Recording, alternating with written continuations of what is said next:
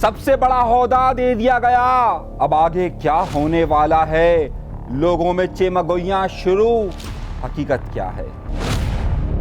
सूबाई वजीर का घर जला दिया गया, पुलिस को मार मार के बुरा हाल कर दिया गया। ये कहीं और नहीं, सिंध में हुआ।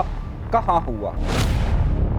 आफाक अहमद का बयान, खतरनाक बयान। मोबाइल नहीं, हथियार खरीदो, वजह क्या बन रही है? सईद गनी की एक अहम मुलाकात, और उस अहम मुलाकात में क्या बड़ी तब्दीली रूनुमा होने वाली है? और एक बार फिर एमक्यूएम के मरकज में क्या हुआ और किसने किया, बड़ी खबर देने वाला हूं। और इमरान खान ने क्या शिकस्त तस्लीम कर ली?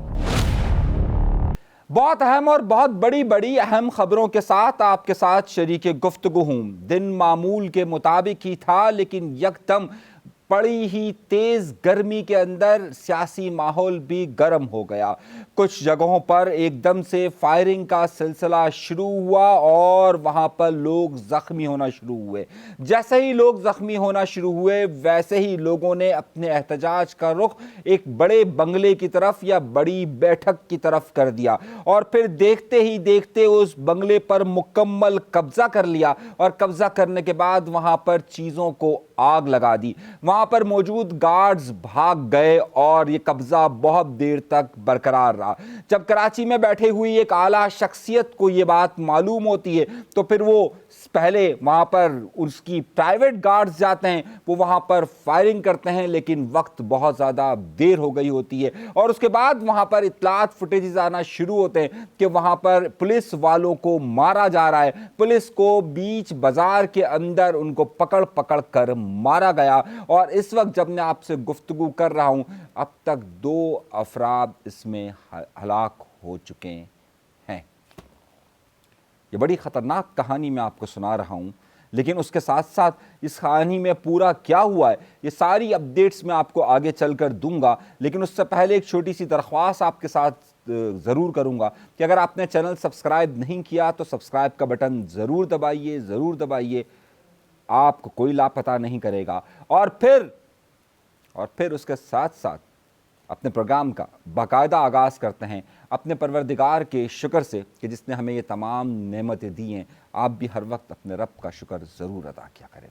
आइए गुफ्तगू के सिलसिले का आगाज़ करते हैं एक बड़ी खबर के साथ। आफाक अहमद साहब का एक धुआंधार स्टेटमेंट आया है, और ये धुआंधार स्टेटमेंट उस वक्त आया है कि जब स्ट्रीट क्राइम में 2 अफराद की हलाकत हुई है, और उसके बाद वो उनके यहाँ पर ताज़ियत के लिए गए। ये ख़तरनाक किस्म का स्टेटमेंट आया है, और उस स्टेटमेंट में ये कहा गया है कि महंगे मोबाइल मत खरीदो, बल्कि हथियार खरीदो।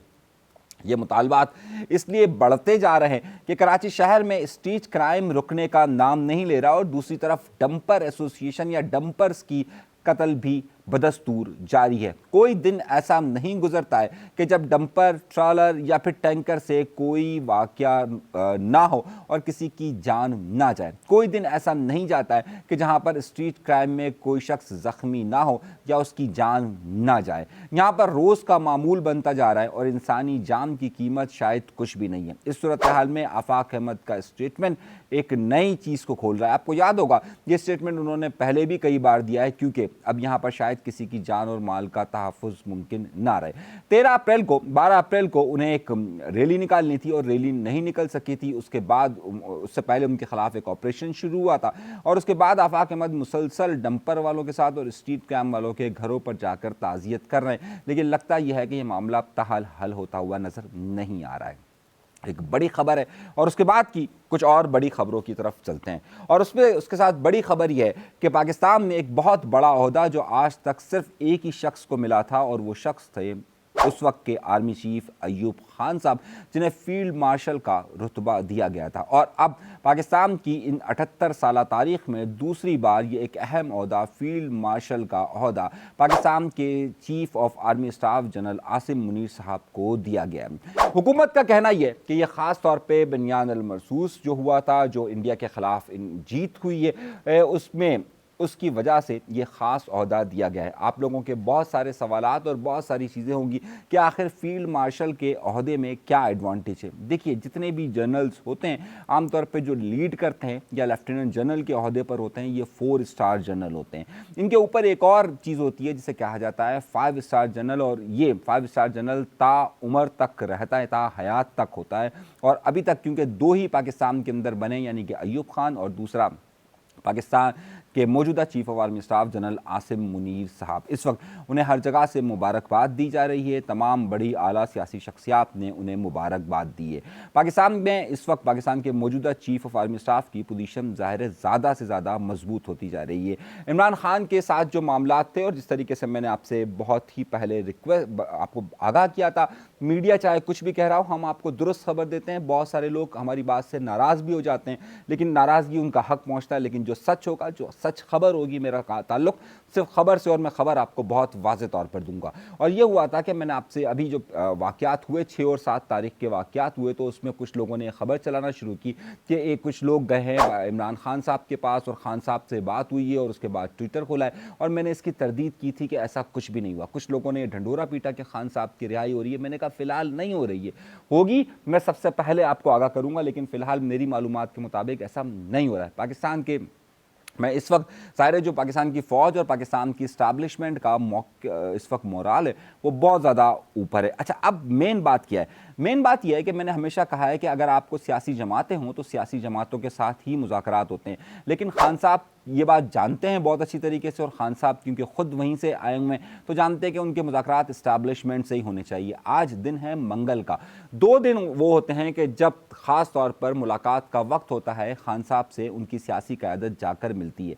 आज जो मुलाकात हुई है उसमें लबो लहजा इंतहाई मुख्तलिफ है, और आज उनके बैरिस्टर जो गौहर खान हैं, उन्होंने, जो चेयरमैन है बैरिस्टर गौहर खान, उन्होंने, और इस वक्त उनके जो जनरल सेक्रेटरी है सलमान अकरम राजा, उन्होंने वाज़े तौर पर यह पैगाम दिया है कि खान ने हमें ये कहा है कि भाई हुकूमत से तो हमने मुज़ाकरात ख़त्म किए थे, लेकिन इस्टेब्लिशमेंट के लिए हम हर वक्त मुज़ाकरात के लिए तैयार, और ज़ाहिर तैयार होंगे। वो चाहते यही है कि इस्टेब्लिशमेंट से उनके मुज़ाकरात हो, इस्टेब्लिशमेंट से उनके बात हो, और वो इनका झगड़ा ये थोड़ी है। हम जिस तरीके से हमने एक मौक़िफ़ रखा हुआ था कि यार पाकिस्तान की सियासत के अंदर गैर जमहूरी इदारों का या इस्टेब्लिशमेंट का या अदलिया का अमल दखल नहीं होना चाहिए, इनका मौक़िफ़ ये नहीं है। ये मौक़िफ़ तो हम बार बार दोहराते रहे, लेकिन इनका मौक़िफ़ ये है कि भाई इस्टेब्लिशमेंट का किरदार रहना चाहिए। और अगर आज जिस तरीके से मेरे साथ ये किरदार था, नहीं इमरान खान के साथ ये किरदार था, तो खान साहब ये चाहते हैं कि मुझ पर दोबारा से नज़र करम की जाए और मुझे वो किरदार दिया जाए। तो वो जो दर हकीकत चाहते हैं वो यही चाहते हैं कि उनके ऊपर नज़र करम हो, तो इसलिए अब वो बार बार अब वो लड़ने वाले मामला से नहीं करे, कोई एहतजाज नहीं हो रहा। मैंने आपसे याद है कहा था जब नवंबर में, मैंने कहा भाई अभी अगस्त तक कोई एहतजाज नहीं होगा, आप मेरी बात लिख कर ले लीजिए, मैंने कहा था आपसे, और आप देखिए आज मेरी बात सच साबित हो रही है।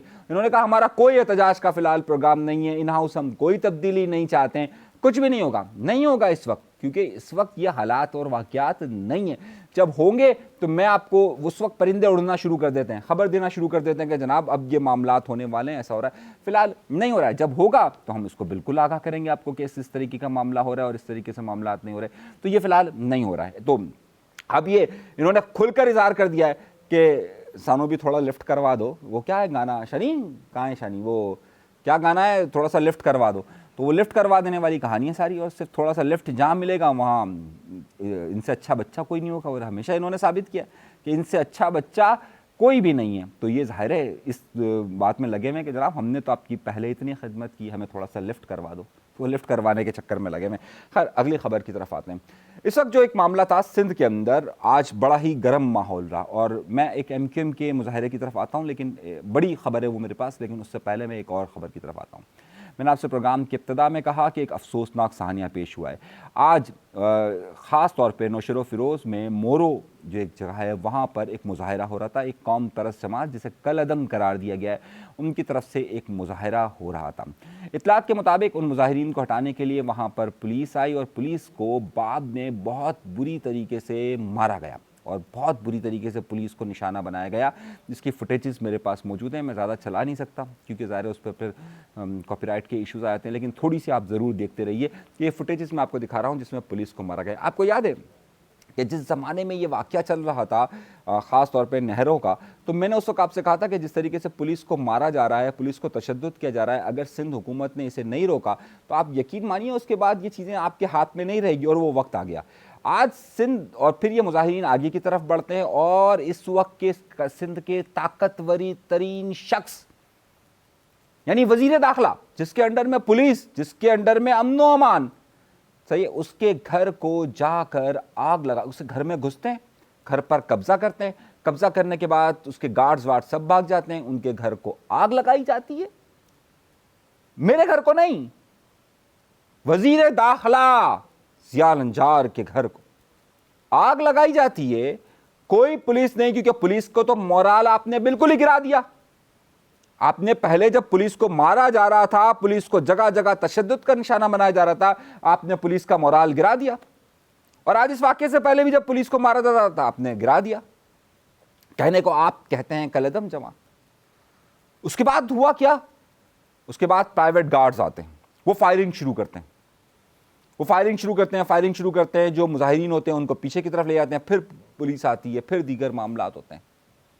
अभी जब मैं आपसे बात कर रहा हूं, उस वक्त खैरपुर, नौशेरो फिरोज में भी सड़कों को ब्लॉक किया गया। जिया लंजार का फिर बयान आता है कि उन्होंने नोटिस ले लिया। अपने घर जलाने का भी कोई नोटिस लेता है, जब दूसरों के घर जल रहे थे और हम आपको बता रहे थे कि आप जो आशीर्वाद दे रहे हैं, आप जलती पर तेल का काम कर रहे हैं, और जब आग जलती है तो याद रखिए हवाएं किसी की नहीं होती, सबको जलाकर राख कर देती है। और ये हवाएं और आग आज आपके घर को भी आग लगा रही है। अगर आपने नहीं रोका, आपने अभी भी अज़बियत की चश्मे को लगा कर रखा, तो फिर जो नताइज होंगे वो आपके सामने होंगे। लेकिन खैर, वो जो कुछ भी हो रहा है ये बेहतर नहीं हो रहा है। आइए गुफ्तगू के सिलसिले को अगली खबर की तरफ चलते हैं। मुबैना तौर पर इतलात आई, मुबैना तौर पर, कि आज चंद लोग एमक्यूएम के दफ्तर में आए और उन्होंने कोई गालम गलोच किया, और इस वक्त एमक्यूएम के चेयरमैन को भी उन्होंने बहुत बुरा लगा। मुबैना तौर पर का लफ्ज़ इस्तेमाल कर रहा हूँ। दरहकीकत एक बहुत बड़ी सियासत चल रही है कराची शहर के अंदर, और वह है लैंड ग्रेबर्स के हवाले से। एक डिस्ट्रिक्ट सेंट्रल के अंदर मामला चल रहा है, एक डिस्ट्रिक्ट ईस्ट के अंदर मामला चल रहा है, डिस्ट्रिक्ट वेस्ट में चल रहा है, और इन सब को कहीं ना कोई सियासी आशीर्वाद हासिल है। चाहे इस वक्त के ऑपरेशन को हो या उस वक्त के लैंड ग्रेबर्स को, उसमें मुख्तलिफ सियासी आशीर्वाद ज़रूर शामिल है। पिछले दिनों एक वीडियो बयान एक साहब का आया था, जिनका ताल्लुक पहले एमक्यूएम, फिर पीएसपी और अब दोबारा एमक्यूएम से रहा है। उनका एक स्टेटमेंट आया कि मैं देख लूँगा, मैं ये कर दूँगा, मैं वो कर दूँगा, मैं ये कर दूँगा, मैं वो करता हूँ। मुबैना तौर पर इनको बाद में ये मैसेज आया कि इनका ताल्लुक एमक्यूएम से नहीं है। इन्हीं के लोग और एक मुबैना तौर पर सीओसी मेंबर गुलबहार, नाज़माबाद और यहाँ पर मौजूद रहे, और वहाँ पर इत्तलात आती रही मुबैना तौर पर कि जनाब ये लोग बाद में बहादुराबाद गए और वहाँ गालम गलोच हुई है। अभी हम इसकी तस्दीक कर रहे हैं, मेरे पास उन लोगों के नाम है जो लोग वहाँ मौजूद थे, मेरे पास उन लोगों की मीटिंग्स की रुदाद भी शामिल है। इसमें एक स्कीम 33 के साहब, जो कि एक और साहब जो मेमार में, उनके साथ क्या वाबस्तगियाँ और क्या मामलात रहे, और वो गुलबहार में क्या कर रहे थे, नाज़माबाद में क्या कर रहे थे, सारी तफसीलात मेरे पास है। लेकिन मैं अभी कन्फर्मेशन की तरफ जा रहा हूँ। जैसे मेरे पास कन्फर्मेशन आ जाएगी तो ये एक तीर से कई खेल खेलने की कोशिश की गई है, और ये छोटा वाक़या नहीं है, ये बड़ी गहरी साजिश है। और ये गहरी साजिश में कौन कौन लोग शामिल हैं, नाम तो सबके पता है, लेकिन फिर कभी वक्त आने पर हम आपको बताएंगे। ये एक बड़ी खबर आपको दे रहा हूँ, आगे चलकर ये खबर आप लोगों को हर जगह सुनाई देगी। आखिरी खबर, फरियाल तारपुर बीच में सईद गनी और बिलावल भुट्टो ज़रदारी। ये कहा जाता रहा है कि सईद गनी बड़े करीबी ताल्लुकात में रहे हैं फरियाल तारपुर साहिबा के, और बिलावल भुट्टो ज़रदारी साहब के साथ भी उनके बड़े ताल्लुकात हैं। कई दिनों से ये खबरें आ रही है कि सईद गनी साहब को से कुछ लोग नाखुश हैं।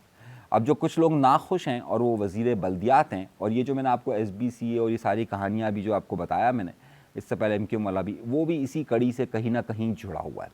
और उसमें मामला यह है कि सईद गनी साहब को ने एक तस्वीर ज़रूर शाया की कि जनाब ये बिलाल भुट्टो ज़रदारी और ये फरियाल तारपुर साहिबा। सईद गनी साहब से आज बहुत सारे लोगों ने सवालात भी पूछे। उन्होंने कहा कि जनाब आप वज़ारत बल्दियात रखना चाहते हैं, तो उन्होंने कहा जी मैं नहीं रखना चाहता।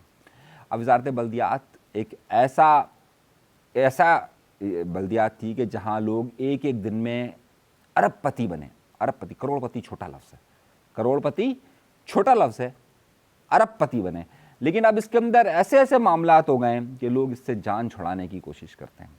अरबपति बनाने वाली अगर कोई वजारत है तो वो वजारत बल्दियात है। एक एक दिन के अंदर मैं आपको बता रहा हूँ अरब अरब रुपए के थैले गए और अब लोग उससे जान छुड़ा रहे हैं। क्या सिंध में कोई वजारतों में बड़ी तब्दीलियाँ आने वाली हैं? फ़िलहाल नहीं। अलबत्ता सईद गनी का मामला आपको लग रहा है कि क्योंकि इस वक्त धुआं बहुत ज़्यादा उठा हुआ है, तो अगले चंद हफ्तों के अंदर अंदर सईद गनी का मामला ज़रा सा जब दबेगा तो उसके बाद फिर उस जगह पर किसी और साहब को बिठाया जाएगा। लेकिन ख़बरें मेरे पास बहुत सारी होती है, मैं इस वक्त ख़बरों पर बात ज़्यादा नहीं करना चाह रहा। सिंध की सियासत के हवाले से, पाकिस्तान की सियासत के हवाले से कुछ और तारीख़ी हवालों पर बात करेंगे। अभी के लिए इजाज़त दीजिएगा। अल्लाह तबारक व तआला आप सबको खुश व खुर्रम रखे, आबाद रखे, सलामत रखे, कायम रखे, और साथ साथ चैनल सब्सक्राइब करने की भी अल्लाह ताला आपको तौफीक अता फरमाए। 90% 90% वो लोग हैं कि जो हमें देखते हैं लेकिन चैनल सब्सक्राइब नहीं करते। सब्सक्राइब ज़रूर कीजिए। इजाज़त दीजिएगा। अल्लाह ने के बाद।